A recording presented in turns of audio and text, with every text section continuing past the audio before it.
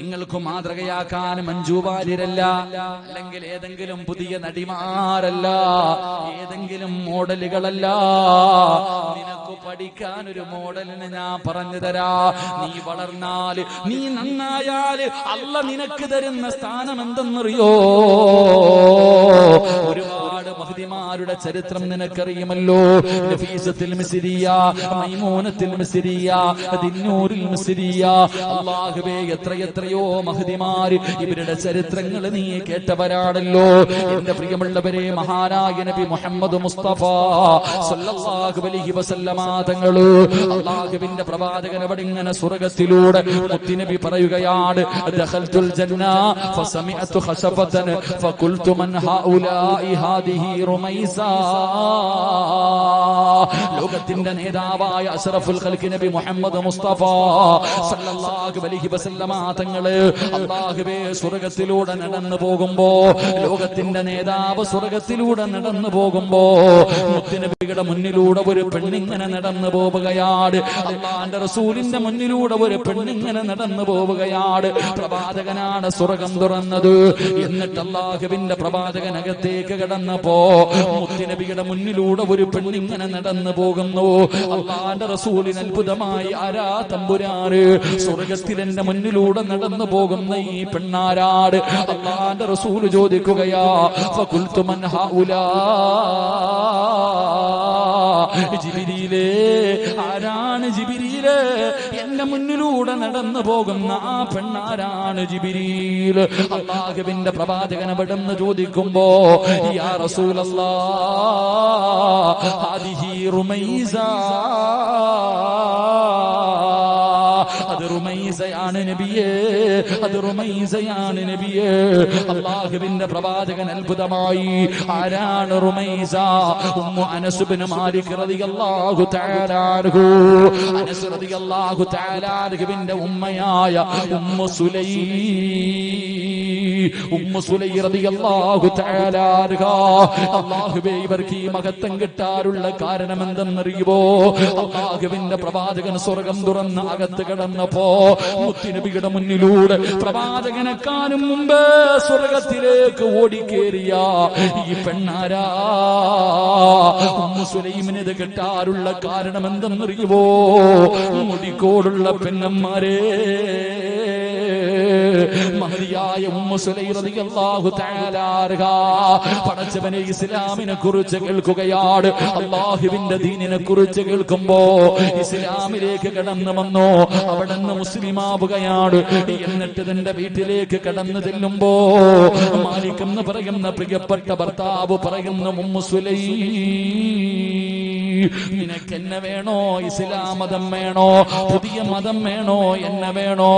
Ummu Sulaim റളിയല്ലാഹു തആല അൻഹ അനസ് എന്ന് പറയുന്ന പിഞ്ചു കുഞ്ഞിനെ തന്റെ ശരീരത്തിലേക്ക് ചേർത്ത് പിടിച്ചിട്ട് അവളൊന്ന് പറഞ്ഞു, എനിക്ക് രണ്ടും വേണം, എനിക്ക് അല്ലാഹുവിനെയും വേണം, അല്ലാഹുവിന്റെ ദീനും എനിക്ക് വേണം, ഭർത്താവായ നിങ്ങളെയും എനിക്ക് വേണം.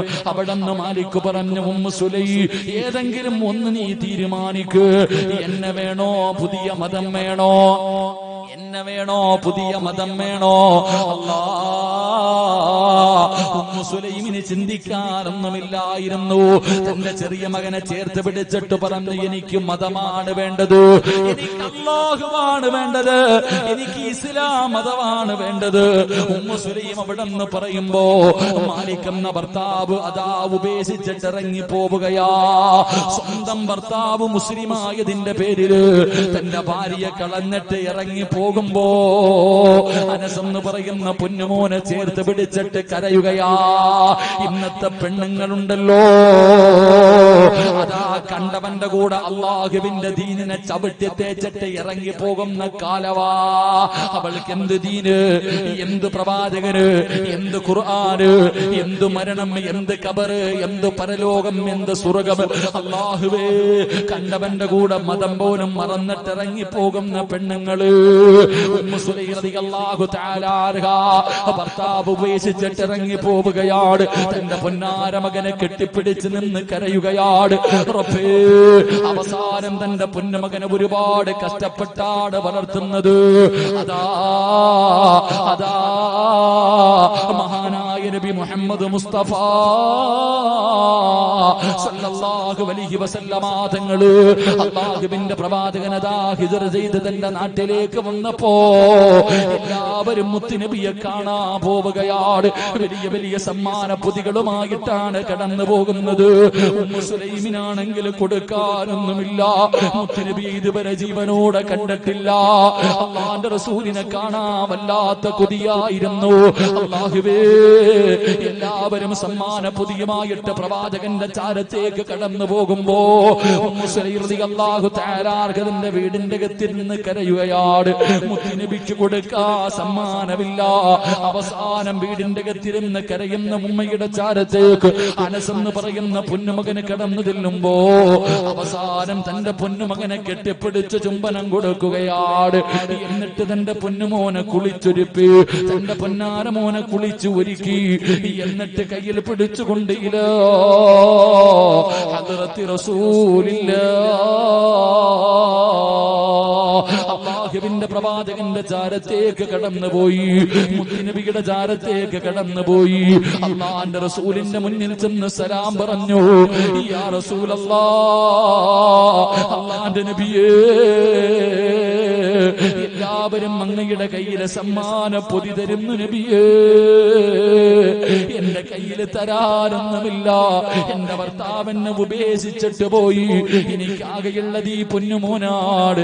എന്റെ കയ്യിൽ തരാൻ വിലപിടിപ്പുള്ള ഒന്നുമില്ല നബിയേ. ഉമ്മു സുലൈം റളിയല്ലാഹു തആല അൻഹ എന്നിട്ട് പറഞ്ഞു, യാ റസൂലല്ലാഹ്, എനിക്ക് ലോകത്ത് ഏറ്റവും കൂടുതൽ ഇഷ്ടപ്പെട്ടത് അല്ലാഹുവിനെയും അവന്റെ പ്രവാചകനെയുമാണ് നബിയേ.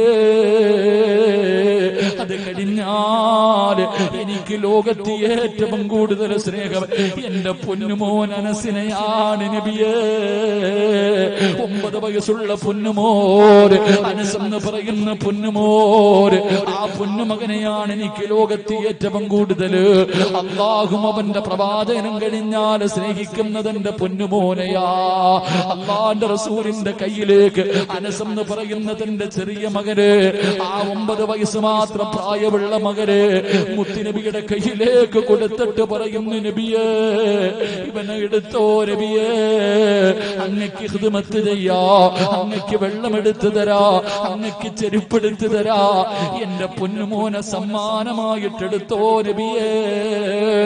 9.5 മാസക്കാലം ഗർഭം ചുമന്ന് മരണവേദനയുടെ വേദനയിൽ നിന്ന് പ്രസവിച്ച തന്റെ പ്രിയപ്പെട്ട പൊന്നാര പോര് മുത്തുനബിയുടെ കയ്യിലേക്ക് കൊടുക്കുകയാ. എന്നിട്ട് അനസ് എന്ന് പറയുന്ന പൊന്നുമോര് കെട്ടിപ്പിടിച്ചിട്ട് ഉമ്മു സുലൈം പറഞ്ഞു, മകനെ അനസ്, ഉമ്മാനെ മറക്കല്ലേടാ. നാളെ പടച്ച റബ്ബിന്റെ കോടതിയിൽ വെച്ച് ഉമ്മാനെ കാണുമ്പോ മറന്നു പോകല്ലേ. ഈ ഉമ്മാനെ കൂടെ സ്വർഗത്തിൽ കൊണ്ടുപോകണേ അനസ് എന്ന് പറഞ്ഞിട്ട് മുത്തുനബിയുടെ കയ്യിലേക്ക് തന്റെ പൊന്നാര മകനെ വിട്ടുകൊടുക്കുമ്പോ എന്റെ പ്രിയപ്പെട്ട മുടിക്കോടുള്ള ഉമ്മമാര്, ആ ഉമ്മു സുലൈം കിടക്കുന്ന സ്വർഗവാദി ചോദിക്കുന്നത്, ആ സ്വർഗം നിനക്ക് ചോദിക്കാ, ആ സ്വർഗത്തിലൊന്ന് കിടക്കാ, ആ സ്വർഗമൊന്ന് കാണാ, ആ സ്വർഗത്തിന്റെ പരിമളം 500 വർഷത്തെ വഴിദൂരം വരെ അടിച്ചു വീശുമല്ലോ. അതൊന്ന് ശ്വസിക്കാനെങ്കിലും നിനക്ക് യോഗ്യതയുണ്ടോ പെങ്ങള്? ചിന്തിക്കും ഉമ്മമാര്. അതുകൊണ്ട് എന്റെ പ്രിയപ്പെട്ടവരോട് പറയുകയാണ്, എന്റെ പ്രിയപ്പെട്ടവരോട് പറയുകയാ, ജീവിതത്തിൽ ചെയ്തു പോയ പാവങ്ങള് അതെത്ര വലിയ പാവമാകട്ടെ, എത്ര വലിയ കൊടും പാവം ചെയ്താൽ നീ എന്തിനാ പേടിക്കുന്നത്? നീ എന്തിനാ പേടിക്കുന്നത്? നിന്റെ റബ്ബ് നിനക്ക് പുറത്തു തരുമല്ലോ. ഇബാദിയല്ലദീന അസ്റഫൂ അലാ അൻഫുസിഹിം ലാ തഖ്നതൂ മിർ റഹ്മത്തില്ലാഹ്. ഈ സദസ്സിലിരിക്കുന്നവരോട് ഞാൻ നിർത്തുകയാണ്. നീ കള്ളു കുടിച്ചവനാണോ, നീ വ്യഭിചരിച്ചവനാണോ, നീ പലിശ തിന്നവനാണോ, നീ നിസ്കരിക്കാത്തവനാണോ, നീ പല പെണ്ണുങ്ങളുടെയും ജീവിതം തകർത്തവനാണോ, വാപ്പാനെ ചതിച്ചവനാണോ, ഭർത്താവിനെ വഞ്ചിച്ചവളാണോ, അല്ലാഹുവേ എത്ര വലിയ പാപം ചെയ്തവരാണെങ്കിലും നിനക്കൊന്ന് കരയാൻ കഴിയോ, നിനക്കൊന്ന് ഏറ്റു പറയാൻ കഴിയോ? എത്ര വലിയ പാപം ചെയ്താലും നിന്റെ റബ്ബ് പുറത്തു തരുമല്ലോ. 100 കൊല ചെയ്തവന് പുറത്തു കൊടുത്തവനല്ലേ അല്ലാ. സ്വന്തം പെൺമക്കളെ ജീവനോടെ കുടിച്ചു മൂടിയ കാട്ടാളന്മാർക്ക് അല്ല പുറത്തു കൊടുത്തല്ലോ. കബറിൽ കിടന്ന മയ്യത്തിന് വ്യഭിചരിച്ചവൻ അല്ലാഹു പുറത്തു കൊടുത്തല്ലോ. എന്തേ 100 കൊല ചെയ്തവൻ അല്ല പുറത്തു കൊടുത്തല്ലോ. പിന്നെ എന്തേ ചെറുപ്പക്കാരോ, പിന്നെ എന്തേ പെങ്ങള്? അതുകൊണ്ട് സർവ്വതും ഇവിടെ ഇരുന്ന് കരഞ്ഞ് കഴുകിക്കോ. അല്ലാഹുവിന്റെ മുന്നിൽ തൗബ ചെയ്തോ. എങ്ങനെ പറയണമെന്നറിയോ? വെറുതെ പറഞ്ഞാ പോരാ, വെറുതെ വിളിച്ചു കൂവിയാ പോരാ, വെറുതെ കരഞ്ഞാ പോരാ. പറയുമ്പോ എങ്ങനെ പറയണമെന്നറിയോ? പൊറുക്കന്റെ പാപം സയ്യിദി വെറുക്കാതെ പൊറുക്കുന്നവനാരുണ്ട് നീയല്ലാതെ. ഇഹലോക ആർഭാടങ്ങളെന്നെ വലച്ചതാ, നഫ്സെന്നെ ഉന്തി തെല്ലി വിട്ടു ചതിച്ചതാ. അല്ലാതെ ധിക്കരിച്ചല്ല റബ്ബേ നിന്നെ, അതുകൊണ്ട് ആട്ടരുതിലാഹേ എന്നെ. ഓരോന്നും എണ്ണിപ്പറ. ചെയ്തു പോയ പാപങ്ങൾ ഓരോന്നും അല്ലാഹുവിന്റെ മുന്നിൽ ഏറ്റുപറ. പടച്ചവനെ, നിന്നെക്കാലും പൊറുക്കുന്ന ആരുമില്ല തമ്പുരാനെ. എത്ര വലിയ പാപം ചെയ്താലും നീ പുറത്തു തരാൻ കഴിവുള്ളവരാണല്ലോ അല്ലാ. അതുകൊണ്ട് റബ്ബേ എന്റെ പാപങ്ങൾ പുറത്തു താ തമ്പുരാനെ എന്ന് ആത്മാർത്ഥമായി പടച്ച റബ്ബിന്റെ മുന്നിലേറ്റു പറഞ്ഞിട്ട് പൊക്കോ. ഇന്ന് രാത്രി നീ മരിച്ചാൽ, തൗബ ചെയ്തിട്ട് പോകുന്ന വഴിയിൽ നീ മരിച്ചാൽ നിനക്കല്ല തരുന്ന പ്രതിഫലം എന്തെന്നറിയോ? അല്ലാഹു പഠിക്കാൻ ഭാഗ്യം നൽകുമാറാകട്ടെ. കൂടിയവൻ ഈ മലക്ക് പറയുന്നു, എടാ നശിച്ചവര്, എടാ നഷ്ടവാടി, എടാ പരാജയപ്പെട്ടു പോയവര്, അല്ലാഹുവിന്റെ സ്വർഗം നീ വലിച്ചെറിഞ്ഞല്ലോടാ, അല്ലാഹുവിന്റെ സ്വർഗം നീ വലിച്ചെറിഞ്ഞല്ലോടാ. നരകത്തിന്റെ മുന്നിൽ നിന്റെ പേരുണ്ടടാ. അടുത്ത വഖത്തിന് മുമ്പ് നീ മരിച്ചാൽ, തൗബ ചെയ്യാതെ മരണപ്പെട്ടു പോയാ നീ നരകത്തിന്റെ അവകാശിയാടാ എന്നും മലക്ക് ശപിച്ചുകൊണ്ടാണ് ഇറക്കി വിടുന്നതെന്ന് മുത്തുനബി പറയുമ്പോ ഒരു വാപ്പ തന്റെ പൊന്നാര മകനോട് പറഞ്ഞു കൊടുത്തു, മോനെ ഈ നമസ്കാരം കഴിഞ്ഞാ നീ മരിച്ചു പോവുകയാ. ഇനി നിനക്ക് നമസ്കരിക്കാൻ സമയമില്ല, ഇനി നമസ്കരിക്കാൻ ഭാഗ്യമില്ല. അടുത്ത വഖത്തിന് നിന്റെ മയ്യത്താണ് നമസ്കരിക്കുന്നത്. ആ ചിന്തയോടുകൂടി വേണം എന്റെ പൊന്നുമകൻ നമസ്കരിക്കാ. മൂന്നാമത്തെ ഉപദേശം എന്തെന്നറിയോ? എന്റെ മാതാപിതാക്കളെ നല്ലതുപോലെ കേട്ടോ, എന്റെ മാതാപിതാക്കളെ നല്ലതുപോലെ കേട്ടോ. മൂന്നാമത്തെ ഉപദേശം എന്താ? വയ്യാക വത്തബഅ ഫഇന്നഹു ഫഖറൽ ഹാദിരീൻ. ഒരു വാപ്പ തന്റെ പൊന്നാര മകന് കൊടുത്ത മൂന്നാമത്തെ ഉപദേശം, മോനെ എന്റെ പൊന്നാര മകനുണ്ടല്ലോ, ഒരിക്കലും മറ്റുള്ളവന്റെ കയ്യിലിരിക്കുന്നത് ആഗ്രഹിക്കരുത്.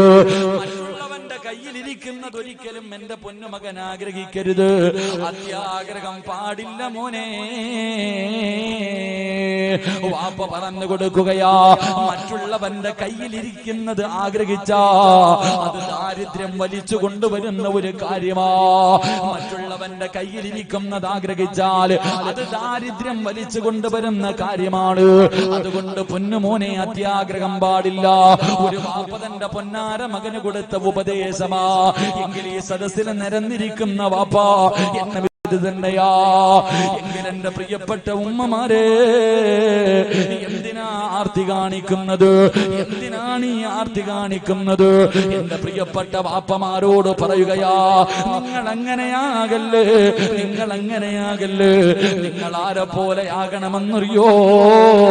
മഹാനായ അബൂദർ റളിയല്ലാഹു തആല അൻഹു അബൂദറിനെ പോലെയാകണം വാപ്പാ. മഹാനായ അബൂദർ റളിയല്ലാഹു തആല അൻഹു അവിടുന്ന് തന്റെ മരണസമയം അടുത്ത് വന്നപ്പോൾ തന്റെ പ്രിയപ്പെട്ട പൊന്നാര മക്കളെ അടുത്തേക്ക് വിളിക്കുകയാണ്. തന്റെ എല്ലാ മക്കളെയും അടുത്ത് വിളിച്ചു. എന്നിട്ട് അബൂദർ തങ്ങൾ ചോദിക്കുന്നു, മക്കള് വാപ്പാന് വെറുപ്പാടോ, വാപ്പയോട് ദേഷ്യമാണോ? ഒരിക്കലും നിങ്ങൾ വാപ്പാനെ വെറുക്കല്ല്. വാപ്പ നിങ്ങൾക്ക് വേണ്ടി ഒന്നും കൂട്ടി വെച്ചിട്ടില്ല, ഒന്നും കരുതി വെച്ചിട്ടില്ല. വാപ്പ കള്ളു കുടിച്ച് തീർത്തതല്ല, പെണ്ണ് പിടിച്ച് തീർത്തതല്ല, പലിശ തിന്ന് തീർത്തതല്ല. മോനെ, വാപ്പാടെ കയ്യിൽ എന്ത് കിട്ടിയാൽ പാവങ്ങൾക്ക് കൊടുത്തു കളയും മോനെ. എന്റെ കയ്യിൽ ഞാനൊന്നും സൂക്ഷിച്ചു വെക്കാറില്ല. എന്നിട്ട് മരിക്കാൻ കിടക്കുന്ന വാപ്പ പറഞ്ഞു കൊടുക്കുകയാ, എന്റെ അവസ്ഥ എന്തെന്നറിയോ? ഞാൻ ഇന്ന് മരിച്ചാൽ എന്റെ മയ്യത്ത് തുണി വാങ്ങാൻ ഒരു രൂപ എന്റെ കയ്യിലില്ല, ഒരു രൂപ പോലും എന്റെ കയ്യിലില്ല. ഒരു നല്ല തുണി വീടിന്റെ അകത്തെടുക്കാറില്ല. ഞാൻ ഇന്ന് മരിച്ചു പോയാൽ എന്റെ മയ്യത്ത് തുണി വാങ്ങാൻ ഒരു 5 നയാ പൈസ എന്റെ കയ്യിലില്ല. 2 മോനെ, ഒരു നല്ല തുണി വെച്ച് പൊതിയാൻ എടുക്കാനും ഈ വീടിന്റെ അകത്തില്ല. വാപ്പാടെ അവസ്ഥ ഇതാണ്. അതുകൊണ്ട് മക്കൾ ഇങ്ങനെ ഇരിക്കുമ്പോ വാപ്പ പറയുകയാ, വാപ്പ മരിച്ചാൽ എന്റെ പൊന്നുമക്കൾ എന്ത് ചെയ്യണമെന്നറിയോ? വാപ്പാടെ മയ്യത്ത് കുളിപ്പിക്കണം, എന്നിട്ട് ചുമന്നുകൊണ്ട് വഴിയിൽ കൊണ്ടുവെക്കണം, ചുമന്നു വഴിയിൽ കൊണ്ടുവെക്കണം. ഉംറ കഴിഞ്ഞു വരുന്ന ആരെയെങ്കിലും കണ്ടാ അവരോട് പറയണം, അല്ലാഹുവിന്റെ റസൂലിന്റെ സ്വഹാബിയാ, തുണി വാങ്ങാ പൈസയുമില്ല, തുണിയുമില്ല. നിങ്ങളുടെ കയ്യിലിരിക്കുന്ന ഇഹ്റാമിന്റെ വസ്ത്രം കൊണ്ട് ജനാസ പൊതിഞ്ഞിട്ട് കബറടക്കാ പറയണേ മക്കള്. മരിക്കുന്ന സമയത്ത് വാപ്പ കൊടുത്ത ഉപദേശവാ. അതാ അബൂദർ ഗഫാരി റളിയല്ലാഹു തആല അൻഹു അവിടുന്ന് മരണപ്പെട്ടു. മക്കള് വാപ്പ പറഞ്ഞതുപോലെ ജനാസ കുളിപ്പിച്ചു, ചുമന്നുകൊണ്ട് വടികൾ കൊണ്ടുവച്ചിട്ട് കാത്തു നിൽക്കുകയാ. ഒരുപാട് സമയം കാത്തു നിന്നു. പടച്ചവനെ അവസാനം നോക്കുമ്പോ കഴിഞ്ഞൊരു സംഘം വരികയാ. ആരാണ് നേതാവ്? മഹാനായ സൽമാനിൽ ഫാരിസി റളിയല്ലാഹു തആല അൻഹു. എല്ലാവരും നടന്നു വന്നു. പടച്ചവനെ, മക്കള് വാപ്പാടെ ചാരത്ത് നിന്നിട്ട് പറയുകയാ, ഈ കിടക്കുന്നത് അല്ലാഹുവിന്റെ റസൂലിന്റെ സ്വഹാബിയാ. കഫൻ തുണിയില്ല. നിങ്ങളുടെ കയ്യിലിരിക്കുന്ന ഇഹ്റാമിന്റെ വസ്ത്രം കൊണ്ട് ഞങ്ങളുടെ വാപ്പാനെ ഇന്ന് കബറടക്കുവോ? അവിടുന്ന് കഫൻ പൊതിഞ്ഞ് കബറടക്കുവോ? പൊന്നാര മക്കള് പറയുമ്പോ സൽമാന് തങ്ങൾക്ക് അത്ഭുതമായി, പടച്ചവനെ ആരാ അല്ലാഹ് കഫൻ തുണി പോലും വാങ്ങാ പൈസയില്ലാത്ത, ഒരു നല്ല തുണി പോലും എടുക്കാറില്ലാത്ത മുത്തുനബിയുടെ ഏത് സ്വഹാബിയാട് മുഖത്തിട്ടിരിക്കുന്ന തുണി അങ്ങ് മാറ്റുമ്പോ സുബ്ഹാനല്ലാഹ്, മഹാനായ അബൂദറിൽ ഗഫാരി അല്ലാഹുവേ, സൽമാൻ തങ്ങളെ വിളിച്ചു പറഞ്ഞു, സദഖ റസൂലുള്ളാഹ്. എന്റെ മുത്തുനബി പറഞ്ഞത് സത്യമാ, എന്റെ മുത്തുനബി പറഞ്ഞത് സത്യമാ. അതുകൊണ്ട് ഉപദേശിക്കണം വാപ്പാ. നിന്റെ പൊന്നാര മക്കളെ ഉപദേശിക്കേണ്ട സമയത്ത് ഉപദേശിച്ചു കൊടുക്കണം. ആദ്യം പറഞ്ഞു കൊടുക്കേണ്ടത് എന്തെന്നറിയോ? മോനെ, ഉമ്മാടെ വയറ്റിൽ കിടന്നപ്പോഴ് അല്ലാഹു നിനക്ക് കിട്ടേണ്ട റിസ്ക് എഴുതിയിട്ടുണ്ട്, നീ കഴിക്കേണ്ട ഭക്ഷണം എഴുതിയിട്ടുണ്ട്, നിനക്ക് കിട്ടേണ്ട പണം എഴുതിയിട്ടുണ്ട്. ജനിച്ചത് മുതൽ മരിക്കുന്ന കാലം വരെ നീ അനുഭവിക്കാറുള്ളത് മുഴുവനും അല്ലാഹു നിന്റെ ഉമ്മയുടെ ഗർഭാശയത്തിൽ കടന്നപ്പോഴേ എഴുതി വച്ചിരിക്കുകയാ. എന്തിനാടാ പരക്കം പായുന്നത്? എന്തിനാ കിടന്ന് ആക്രാന്തം കാണിക്കുന്നത്? എന്തിനാണ് കിടന്ന് ആർത്തി കാണിക്കുന്നത്? പറഞ്ഞു കൊടുക്കണം വാപ്പാ. എന്റെ പ്രിയപ്പെട്ട ചെറുപ്പക്കാരാ, എന്തിനാടാ എളുപ്പം പണമുണ്ടാക്കാറുള്ള വളഞ്ഞ വഴികൾ നോക്കുന്നത്? ഒരു പ്രയോജനവുമില്ല ചെറുപ്പക്കാരാ. അള്ളാഹു നിനക്ക് എഴുതിയത് നിനക്കേ കിട്ടൂ. നീ എത്ര കഷ്ടപ്പെട്ടാൽ നിന്റെ പേരെഴുതാത്തത് നിനക്ക് റബ്ബ് തരൂല മോനെ. എന്റെ പ്രിയപ്പെട്ട മാതാപിതാക്കളോട്, എന്റെ പ്രിയപ്പെട്ട ഉമ്മമാരോട്, എന്തിനാ നിങ്ങളൊക്കെ ഇതുപോലെ കഷ്ടപ്പെടുന്നത്? രാപ്പകലുകൾ കിടന്ന് കഷ്ടപ്പെടുന്നത് മക്കള് മറ്റൊരുത്തന്റെ മുന്നിൽ കൈനീട്ടാതെ ജീവിക്കുന്നത് കാണാനല്ലേ? മക്കള് സന്തോഷത്തോടെ സമാധാനത്തോടെ ജീവിക്കുന്നത് കാണാൻ ആഗ്രഹിക്കുന്ന മുസ്ലിമേ, അതിനെന്തിനാ വളഞ്ഞ വഴി നോക്കുന്നത്? ആവശ്യമില്ലാത്ത വഴികളിലൂടെ സഞ്ചരിക്കുന്നത് എന്തിനാണ്? മരിക്കുന്ന കാലം വരെ ഒരാളുടെ മുന്നിലും കൈനീട്ടാതെ ജീവിക്കാൻ ആഗ്രഹമുണ്ടോ? മക്കളെ എങ്ങനെ കാണാൻ ആഗ്രഹമുണ്ടോ? അതിന് ഒരേ ഒരു കാര്യം ചെയ്താ മതി. ഒരേ ഒരു നല്ല കാര്യം ചെയ്താ മരിക്കുന്ന കാലം വരെ ഒരുത്തന്റെ മുന്നിലും കൈനീട്ടണ്ട. എന്തിനാ മാതാപിതാക്കളൊക്കെ ചെറിയ കുട്ടികളോട് ഉപദേശിക്കും? 1-ാം ക്ലാസ്സിലും 2-ാം ക്ലാസ്സിലും പഠിക്കുന്ന മക്കൾക്ക് രാവിലെയും വൈകിട്ടും ട്യൂഷൻ, അത് കഴിഞ്ഞ് ഉമ്മ ഇങ്ങനെ കുത്തിയിറക്കാം. എന്നിട്ട് മക്കളോട് പറയും പഠിക്കണം, 1-ാം റാങ്ക്. ആരോട്? 10-ാം ക്ലാസ്സുകാരനോടല്ല, ചെറിയ കുട്ടിയോട്. എന്നിട്ട് അവനോട് പറയാം, മോനെ നല്ലതുപോലെ പഠിച്ച് നല്ല മാർക്ക് വാങ്ങിയാലേ നിനക്ക് ഇവിടെ ജീവിക്കാൻ പറ്റൂ, പൈസ ഉണ്ടെങ്കിലേ ജീവിക്കാൻ പറ്റൂ. എന്റെ ഉമ്മ നീ ആദ്യം പഠിക്കേണ്ടതറിയോ? നിന്റെ വയറ്റിൽ കിടന്നപ്പോ നിന്റെ മോന്റെ സർവ്വ കാര്യം അല്ല എഴുതി വെച്ചിരിക്ക. നീ എത്ര പഠിപ്പിച്ചാലും രാവിലെയും വൈകിട്ടും 24 മണിക്കൂറും ട്യൂഷൻ എടുത്തു കൊടുത്താലും അതിലെ ഒരു ചോറ് നിന്റെ മോൻ കൂടുതൽ തിന്നാൻ പറ്റുമോ? ഇല്ല. അല്ല എഴുതി വെച്ചിരിക്കുന്നതാ. അതുകൊണ്ട് നിങ്ങൾക്ക് ആർക്കെങ്കിലും നിങ്ങളുടെ മക്കൾ മറ്റുള്ളവന്റെ മുന്നിൽ കൈനീട്ടാതെ മരിക്കുന്ന കാലം വരെ സന്തോഷത്തോടെ ജീവിക്കുന്നത് കാണാൻ ആഗ്രഹമുണ്ടെങ്കിൽ ഖുർആൻ പറയുന്ന ഒറ്റ കാര്യം ചെയ്താൽ മതി. അള്ളാഹു ഈമാൻ തരുമാറാകട്ടെ. അള്ളാഹു ഈമാൻ തരുമാറാകട്ടെ. അള്ളാഹു ഈമാൻ തരുമാറാകട്ടെ. ഒരു കാര്യം ചെയ്ത മരിക്കുന്ന കാലം വരെ ഒരുത്തന്റെ മുന്നിൽ കൈനീട്ടാതെ സന്തോഷത്തോടെ എന്റെ പ്രിയമുള്ളവരെ പട്ടിണിയില്ലാതെ കിടക്കാം. അള്ളാഹു ഭാഗ്യം തരുമാറാകട്ടെ. ഇപ്പൊ എല്ലാരും പേടിയാ ഉസ്താദെ, ഗൾഫൊക്കെ തകർന്നു, കേന്ദ്രത്തിന്റെ ഭരണം അതാണല്ലോ ഇപ്പൊ പറയണേ. ഇപ്പൊ എല്ലാരും എങ്ങനെ ഉസ്താദെ, സാമ്പത്തികമായിട്ട് ഞങ്ങൾ വല്ലാതെ തകർന്നുപോയി, ഗൾഫൊക്കെ തകർന്നു, നാട്ടിൽ കച്ചവടമില്ല. എല്ലാരും ഓനെയാ കുറ്റം പറയുന്നത്. എല്ലാരും കേന്ദ്ര സർക്കാരിനെയും കേരള സർക്കാരിനെയും GSTയെയും ഇതൊക്കെയാ കുറ്റം പറയുന്നത്. എന്തിനാ ചങ്ങാതി നീ കുറ്റം പറയുന്നത്? നിന്റെ ഉമ്മാടെ വയറ്റിൽ കിടന്നപ്പോഴേ അള്ള തീരുമാനിച്ച കാര്യങ്ങളൊക്കെ അല്ലേ ഇതൊക്കെ. അതുകൊണ്ട് ഞാൻ പറയുന്നു, ഇനി ലോകത്ത് 3-ാം ലോക ഒരു മഹായുദ്ധം ഉണ്ടായാലും നിന്റെ കുടുംബത്തിൽ ഒരു നഷ്ടം ഉണ്ടാവത്തില്ല. അള്ളാഹു ഈമാൻ തരുമാറാകട്ടെ. ഞാൻ പറയുന്ന ഒരു കാര്യം ചെയ്താൽ ഒരിക്കലും ഒരാളുടെ മുന്നിലും കൈനീട്ടാതെ പട്ടിണിയില്ലാതെ മരിക്കുന്നത് വരെ ജീവിക്കാം. അള്ളാഹു ഭാഗ്യം തരുമാറാകട്ടെ. അള്ളാഹു ഭാഗ്യം തരുമാറാകട്ടെ. ഞാനൊരു കാര്യം പറഞ്ഞു തരാം. പൈസ ചെലവില്ലാത്തതാ. രാത്രി എഴുന്നേറ്റ് നിസ്കരിക്കണമെന്നോ വീടിന്റെ പ്രമാണം കൊണ്ട് വിറ്റേക്കണമെന്നൊന്നല്ല. പേടിക്കണ്ട. ഒരു ബുദ്ധിമുട്ടുമില്ലാത്ത ഒരു നല്ല കാര്യം പറഞ്ഞു തരാം. അള്ളാഹു പഠിക്കാൻ ഭാഗ്യം തരുമാറാകട്ടെ. ചെയ്യാന്നുള്ളവരെ കൊന്ന്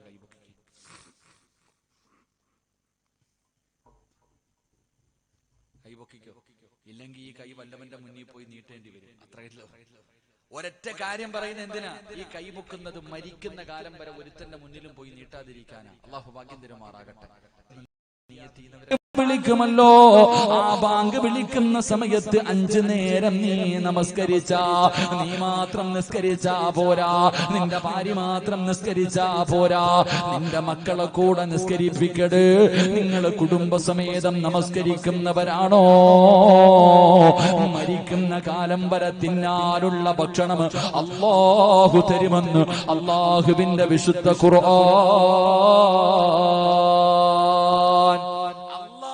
വിശുദ്ധമായ ഖുർആൻ പറയുകയാ, നീയും നിന്റെ ഭാര്യയും നിന്റെ മക്കളും 5 നേരം നമസ്കരിച്ച മരിക്കുന്ന കാലം വരെ ഞാൻ തരും ഭക്ഷണം. കേന്ദ്ര സർക്കാരൊന്നും അല്ലട്ടാ, രാഷ്ട്രീയക്കാരൊന്നും അല്ല. അല്ല പറഞ്ഞ വാക്ക് പാലിക്കുന്നവനാ. അള്ളാഹു പറഞ്ഞ വാക്ക് പാലിക്കുന്നവനാ.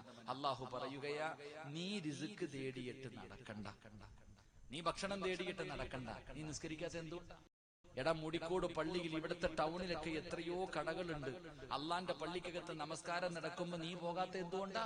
ഉസ്താദെ, ഞാൻ പോകുന്ന സമയത്ത് ഒരു കസ്റ്റമർ വന്നാ കച്ചവടം നഷ്ടപ്പെട്ടു പോകുമല്ലോ, അതാ നീ പോകാത്ത. അല്ല പറയുകയാ, എടാ നീ തേടിയിട്ട് നടക്കണ്ട, ഞാൻ ആ റാസിഖ് ഞാൻ തരാം. അള്ളാഹു ഈമാൻ തരുമാറാകട്ടെ. നീ അങ്ങനല്ല. പടച്ചവനെ പള്ളിക്കകത്ത് നമസ്കാരം നടക്കുമ്പോ വീടിന്റെ വരാന്തയിൽ ഇരുന്ന് കുറ്റിവീടിയും വലിച്ചുകൊണ്ടിരിക്കും, നീ പോകൂല. അള്ളാഹു നീ പോകാതെ വന്നപ്പോ അള്ളാഹ് എന്ത് ചെയ്തു? വെള്ളപ്പൊക്കം കൊണ്ടുവന്നിട്ട് നിന്റെ വീടേ കാണാനില്ല. അതന്നെ നിന്റെ വീടിരുന്നത് എവിടാന്ന് വെച്ചാൽ ഇവിടെ എവിടോ ആണെന്ന് പറയുന്ന ഒരവസ്ഥയിലേക്ക് അള്ളാഹു നിന്നെ എത്തിച്ചില്ലേ? ലഇൻ ശകർതും ലഅസീദന്നകും വലഇൻ കഫർതും ഇന്ന അദാബി ലശദീദ്. തരാൻ മാത്രമല്ലടാ അള്ളാഹ്ക്ക് അറിയുന്നത്, എടുക്കാനും അറിയാം. അള്ളാഹു കാത്തിരക്ഷിക്കുമാറാകട്ടെ, അള്ളാഹു കാത്തിരക്ഷിക്കുമാറാകട്ടെ. അതുകൊണ്ട് നിങ്ങളുടെ ഞെരുക്കത്തിന്റെ കാരണം നിങ്ങൾ നീ പോക്കറ്റി കയ്യിട്ടോ. അസ്സദഖത്തു റദ്ദുൽ ബല. ക്യാൻസർ വന്നിട്ട് വീടിന്റെ പ്രമാണം പള്ളിക്ക് കൊടുത്തിട്ട് കാര്യമില്ല.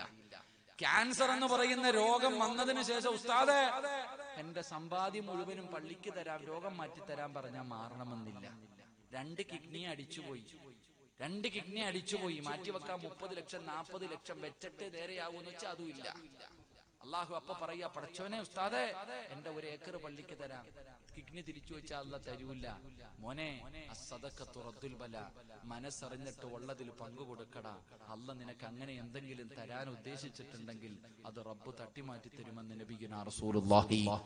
ഒരു നല്ല സദഖ. അല്ലാഹുവേ കരുണക്കടലായ പടച്ചവനെ, ദയാലുവായ അല്ലാഹുവേ, ആരെല്ലാം മനസ്സറിഞ്ഞുകൊണ്ടൊരു നല്ല സദഖ കൊടുക്കുന്നോ അല്ലാഹ്, ഈ സദഖ കൊടുക്കുന്ന കൈ മരിക്കുവോളം ഒരു മനുഷ്യന്റെ മുന്നിലും നീട്ടി യാചിക്കേണ്ട അവസ്ഥ കൊടുക്കല്ലേ അല്ലാഹ്. ഒരാളുടെ മുന്നിലും നീട്ടി യാചിക്കേണ്ട അവസ്ഥ കൊടുക്കല്ലേ തമ്പുരാന്. അല്ലാഹുവേ, ഏതെങ്കിലും മാരകമായ രോഗത്തിന്റെ അണുക്കൾ ഈ സദഖ കൊടുക്കുന്നവരുടെ ശരീരത്തിലുണ്ടെങ്കിൽ ഈ സദഖയുടെ ബറക്കത്ത് കൊണ്ട് കരിച്ച് കളയണേ അല്ലാഹ്, കരിച്ച് കളയണേ അല്ലാഹ്. അതുകൊണ്ട് എല്ലാവരും മനസ്സറിഞ്ഞുകൊണ്ടൊരു സദഖ കൊടുത്തോ. അതുകൊണ്ട് എന്റെ പ്രിയമുള്ളവരോട് പറയുകയാണ്, എന്റെ പ്രിയപ്പെട്ട മാതാപിതാക്കളോട് പറയുകയാണ്, അല്ലാഹു നിങ്ങൾക്ക് എഴുതിയതേ കിട്ടൂ. ഒരിക്കലും ആർത്തി വെക്കരുത്, ഒരിക്കലും അത്യാഗ്രഹം കാണിക്കരുത്, മറ്റുള്ളവന്റെ കയ്യിലിരിക്കുന്നത് ആഗ്രഹിക്കരുത്. അങ്ങനെ ആഗ്രഹിച്ചാ അത് ദാരിദ്ര്യം വലിച്ചു കൊണ്ടുവരുന്ന കാര്യമാണ്. അതുകൊണ്ട് എന്റെ പ്രിയമുള്ളവരെ, ലോകത്ത് ദുരന്തങ്ങൾ ഉണ്ടാകാറ്, ഒരു നാട്ടിൽ അല്ലാഹുവിന്റെ അദാബുകൾ ഉണ്ടാകാറ് ഉള്ള ഒന്നാമത്തെ കാരണം എന്തെന്നറിയുമോ? നീതിമാനായ ഭരണാധികാരി ഇല്ലാതെ വരുമ്പോഴാ. അത് ലോകത്താകട്ടെ, രാജ്യത്താകട്ടെ, സംസ്ഥാനത്തിലാകട്ടെ, പള്ളിക്കകത്താകട്ടെ, അല്ലെങ്കിൽ നിന്റെ സ്വന്തം വീടിന്റെ അകത്താകട്ടെ, അവിടെ നീതിയില്ലാതെ വരുമ്പോ, അവിടെ നീതി നടക്കാതെ വരുമ്പോ അല്ലാഹുവിന്റെ അദാബ് നിന്നെ തേടി വരുമെന്ന് ആദരവായ പ്രവാചകൻ നബി മുഹമ്മദ് മുസ്തഫ സല്ലല്ലാഹു അലൈഹി വസല്ലമ തങ്ങൾ പറയുമ്പോൾ, എന്റെ പ്രിയമുള്ളവരെ, രണ്ടാമത്തെ കാര്യം എന്തെന്നറിയുമോ? ഇന്ന് നാടുകളിൽ കാണാനില്ലാത്ത രണ്ടാമത്തെ കാര്യം എന്തെന്നറിയുമോ? വആലിമുൻ അലാ സബീലിൽ ഹുദാ. രണ്ടാമത്തെ കാര്യം എന്തെന്നറിയോ? ജനങ്ങളെ സന്മാർഗത്തിലേക്ക് നയിക്കുന്ന ആലിമീങ്ങള്, ജനങ്ങളെ സന്മാർഗത്തിലേക്ക് നയിക്കുന്ന ആലിമീങ്ങള് ഒരു നാട്ടിലില്ലാതെ വന്നാൽ ആ നാട്ടില് ദുരന്തമുണ്ടാകുമെന്ന് മുത്തുനബി മുഹമ്മദ് മുസ്തഫ സല്ലല്ലാഹു അലൈഹി വസല്ലമ തങ്ങൾ പറയുമ്പോൾ, എന്റെ പ്രിയമുള്ളവരെ, ആലിമീങ്ങൾ ആരാ? അൽഉലമാ വറസത്തുൽ അംബിയാ.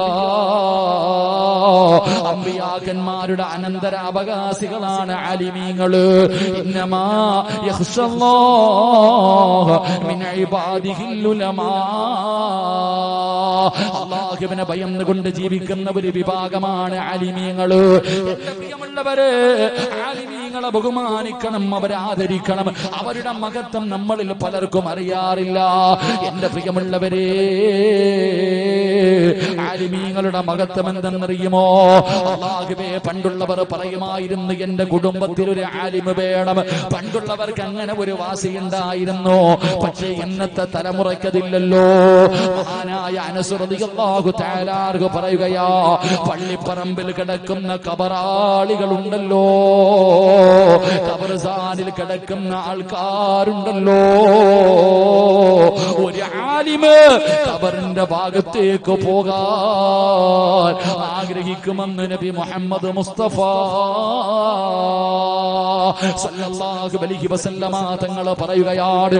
അല്ലാഹുവിന്റെ ഇൽമ പഠിച്ച ഹാഫിളീങ്ങളും ആലിമീങ്ങളുമായ നൂറുകണക്കിന് ഹദീസുകൾ ഹൃദയത്തിൽ കൊണ്ട് നടക്കുന്ന ാരുണ്ടല്ലോ, ആ ഒരു ആലിമ് അല്ലാഹുവേ പള്ളിപ്പറമ്പിലേക്ക് കടന്നു പോകാൻ ഖബറിന്റെ അകത്ത് കിടക്കുന്നവർ പോലും ആഗ്രഹിക്കുകയാണ്. കാരണം എന്തെന്നറിയോ? ആലിമിന്റെ ബർക്കത്ത് കൊണ്ട് അല്ലാഹു ഖബറാളികൾക്ക് പോലും പുറത്തു കൊടുക്കുമെന്ന് നബി മുഹമ്മദ് മുസ്തഫ സല്ലല്ലാഹു അലൈഹി വസല്ലമ തങ്ങൾ പറയുമ്പോൾ, എന്റെ പ്രിയമുള്ള സഹോദരാ, ആലിമീങ്ങളുടെ മരണമുണ്ടല്ലോ, ഭയക്കണം ചെറുപ്പക്കാരാ, ഭയക്കണം മുസ്ലിമേ, ഞാനും നിങ്ങളും ഭയക്കണം. ആലിമീങ്ങളുടെ മരണമുണ്ടല്ലോ. മഹാനായ ഇബ്നു അബ്ബാസ് റളിയല്ലാഹു തആല അൻഹു പറയുകയാ, അല്ലാഹുവിന്റെ പ്രവാചകന്റെ സ്വഹാബി സയ്യിദ് റളിയല്ലാഹു തആല അൻഹു അതാ കാതിബുൽ വഹി എന്നറിയപ്പെടുന്ന സ്വഹാബിയാണ്. ആ സ്വഹാബിയുടെ ചാരത്ത് നിന്നിട്ടല്ലേ ഇബ്നു അബ്ബാസ് തങ്ങൾ പറഞ്ഞത്, അതാ ഇൽമു അല്ലാഹു തിരിച്ചെടുക്കുമെന്ന് പറയുന്നത് ഇങ്ങനെയാണ്. അവിടെ നിന്ന് പറയുകയാ, ആലിമീങ്ങളുടെ മരണം ലോകത്തിന്റെ നാശത്തിന്റെ അടയാളവാ. ഈ ആകാശം മുഴുവനും നക്ഷത്രങ്ങൾ മുഴുവനും നമ്മുടെ തലയിലേക്ക് വീടാ സമയമായി, ഈ ഭൂമി തകരാ സമയമായി. അതിന്റെ അടയാളമാണ് ആലിമീങ്ങളുടെ മരണം. എന്റെ പ്രിയമുള്ളവരെ ഒന്ന് എടുത്തു നോക്ക്.